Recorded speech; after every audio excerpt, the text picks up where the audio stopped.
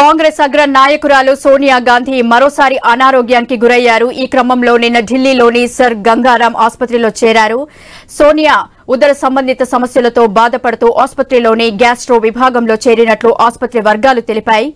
వైద్యుల పర్యవేక్షణలో చికిత్స పొందుతున్నారు. ఇదిలా ఉంటే ఈ నెల 9న ఇదే ఆసుపత్రిలో చేరి వైద్య పరీక్షలు చేయించుకున్నారు. అంతకుముందు సిమ్లాలోని ఇందిరాగాంధీ వైద్య కళాశాల ఆసుపత్రిలో చేరారు. అధిక రక్తపోటుతో బాధపడిన సోనియా గాంధీకి వైద్యులు చికిత్స అందిస్తున్నారు.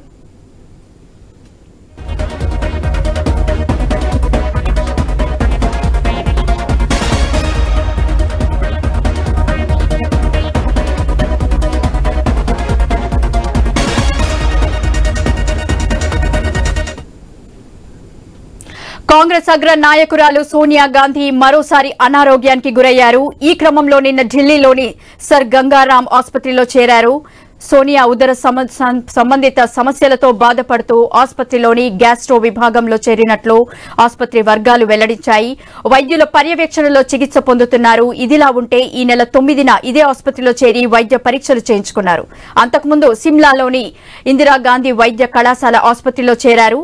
అధిక రక్తపోటుతో బాధపడిన సోనియా గాంధీకి వైద్యులు చికిత్స అందించారు.